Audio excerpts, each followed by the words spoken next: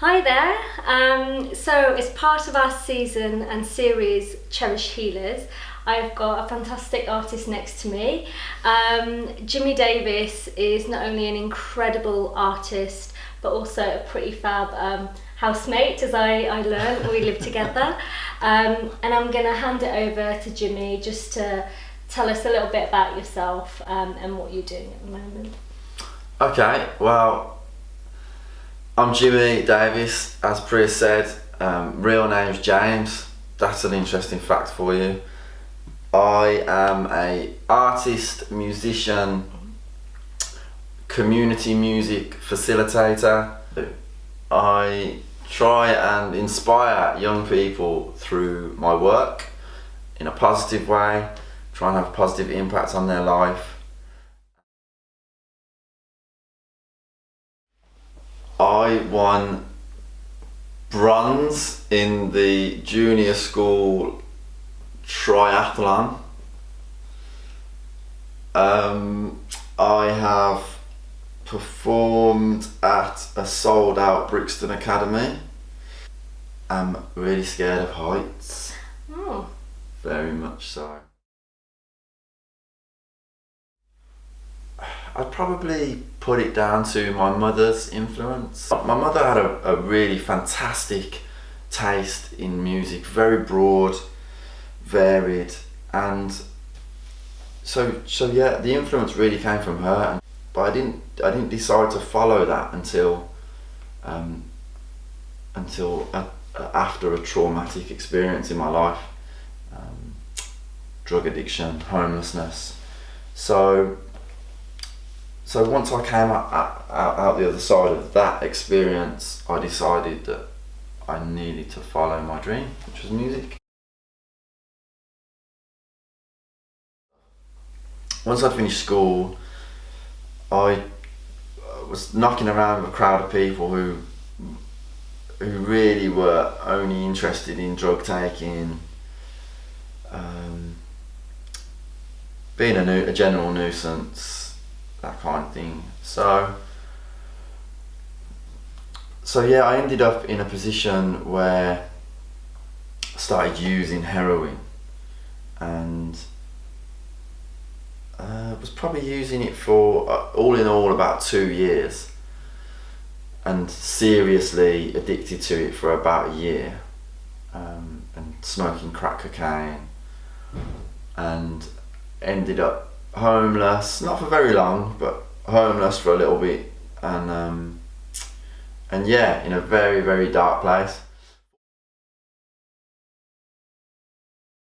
Fortunately, I have a very supportive family, and eventually my older brother sort of got a glimpse of the extent of the situation and kind of pulled me out of it. And I was lucky that my mother was living in Devon, so I had a bit of an escape route. I could go down there and do a cold turkey and all that sort of stuff, and then came back and had to, how old have I been? 21, I think. Yeah, 21.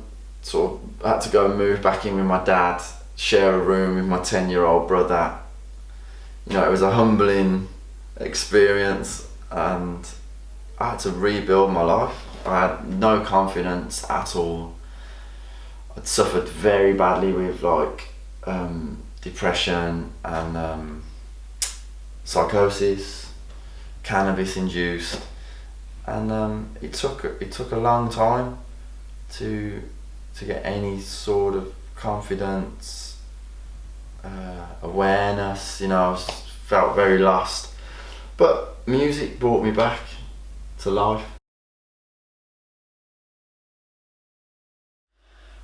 I really believe that you define your own success, and that's very important. But whatever the career path you choose in life, or whichever path you choose to walk, I always say this to young people, you know, define success and what that means to you from very early on, because what the system or the world might project onto you as success isn't necessarily.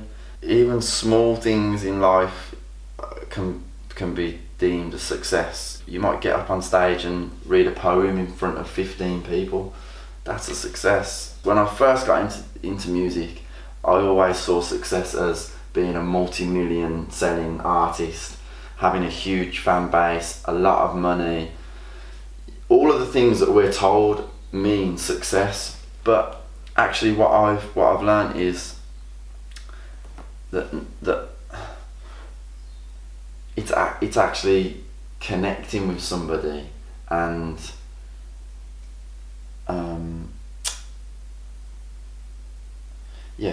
connecting with people and impacting on their lives positively. That's what success means to me. It's going and doing stuff like working with a group of homeless young people at a project that the QE hospital does in Birmingham, and sitting down with them for 2 days and getting them to express some of the things that they've been through in life in the form of poetry, and then recording that and seeing their reaction when they hear the final product. That's success to me. That, you know, taking people on a journey, transformative experiences. That happened quite recently.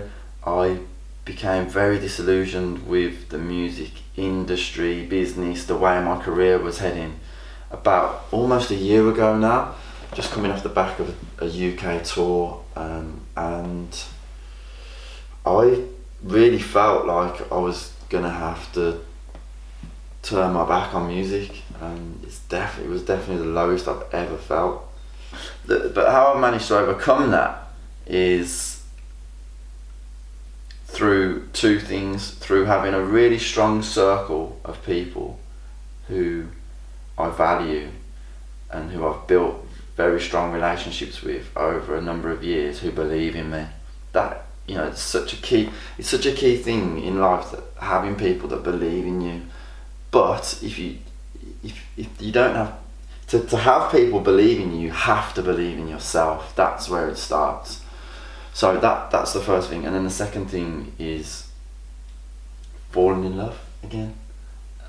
It's really brought me back to life. My one piece of advice for anybody following any kind of creative path, music, art, theatre, literature, is stay true to yourself. Stay true to yourself. You have to be authentic. Otherwise, nobody is going to believe you to start. No one's going to pay attention to you, and ultimately you won't be fulfilled, because you'll be following or chasing something that isn't the real you. So yeah, authenticity, that's the key, and that's where great art comes from.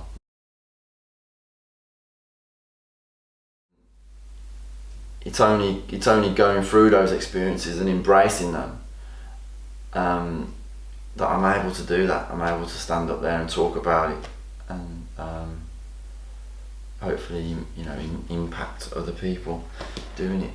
But yeah, I think you're right. What you said reminds me of that whole thing about how people they put posts on social media about their relationship and how amazing it is, and then everyone looks at that and goes, oh, look at their relationship, it's so amazing, why isn't mine like that? But no one's relationship's like that. That's a fantasy. That's a Disney like world. We don't operate in that, you know. That's not human existence.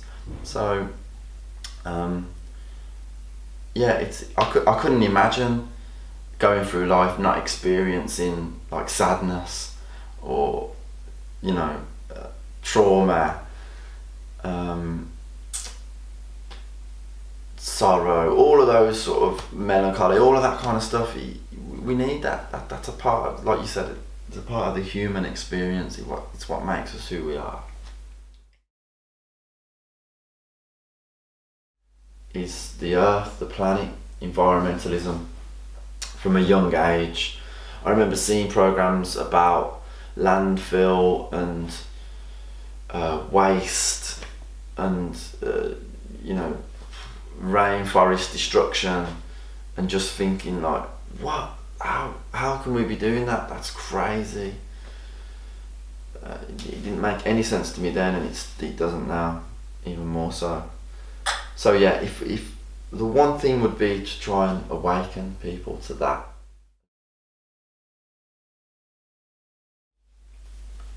There's a few different things, but the main one is exactly what it says here. You've got to love yourself, and that doesn't come from any kind of egotistical place or narcissistic place. That's a fundamental part of being a human being and living a fulfilled life, being able to express your love and compassion for other people, your spouse, your children, your family. You've got to love yourself.